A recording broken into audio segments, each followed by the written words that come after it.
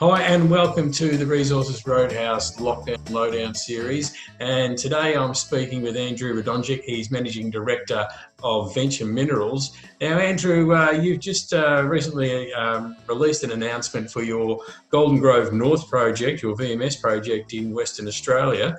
Of course, it's your announcement, so you know all about it. So I'm going to let you tell us about it.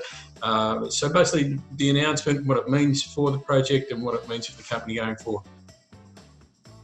Yes, thank you, Wally. Good to talk to you again. We've just back in February announced the first VMS target we discovered called Vulcan, and they had some sensational sort of surface anomalism and rock chip results, and sulfide also discovered at the surface. But as part of our program of going through all the data sets historic data sets at Golden Grove North, which probably hasn't been done for 2 or 3 decades, we unearthed another discovery where what we're seeing is that we're seeing VMS style mineralisation intersected in shallow drilling in sort of salt lake country. So it's bloody a bit of a slog, and that shallow drilling, got some very, very interesting results. But, so we're keen to get back out in the field. We were going to do an EM follow-up survey on Vulcan, but with this latest discovery by our team, we're going to follow up with our new VMS target at Neptune.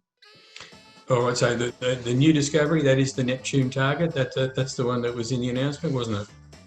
That's correct. What's the plan for it from now?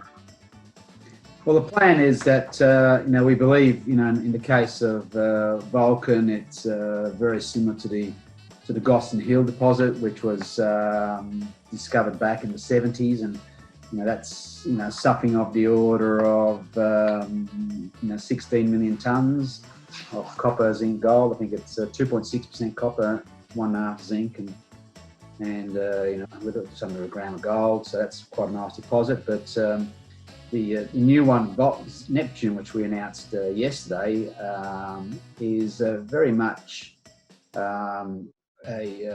similar to the second biggest deposit found at Golden Grove, which was Scuddles. And Scuddles was discovered in 1991. And funnily enough, the drilling that we looked at, which had hit these targets, was drilled around about or just before that Scuddles discovery. And Scuddles was discovered by an EM target sitting underneath some shallow RAB drilling. So there's a lot of similarities about what we're trying to achieve here at Neptune. All right. So, and you were alluding to just before that there hasn't been a lot of exploration of this type on this ground for 20 odd years. Is that correct?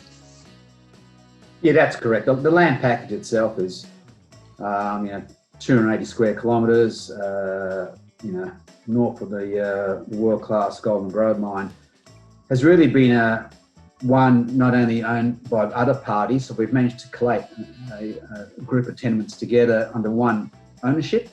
That's one thing. And secondly, as we've gone through, as we go through these times of commodity cycles, you see, there's been drilling for iron ore, been drilling for gold, and like in the case of Vulcan, there's been no focus on the copper targets, which are running parallel.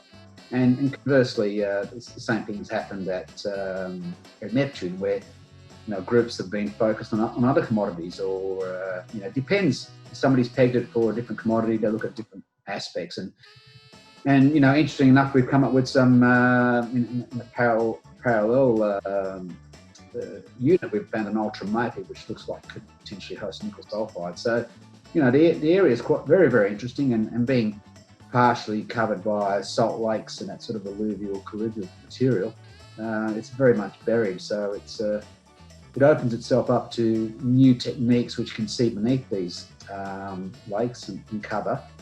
New EM techniques with the squid sensor, which has only just recently come out, well, relatively recently, and obviously we have now much better drilling capabilities to drill these target areas.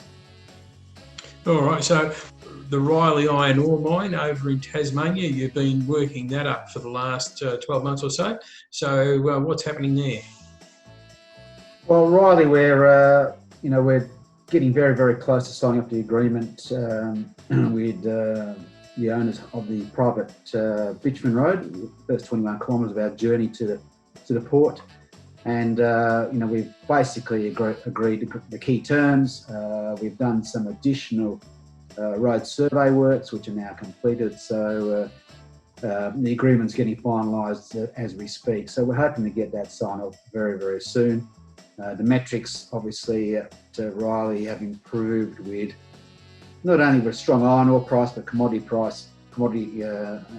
exchange rate having dropped quite significantly, and shipping and other transport costs have dropped significantly due to the oil price. So there's certainly some things in our favour, and the project's looking attractive as it did back in August last year.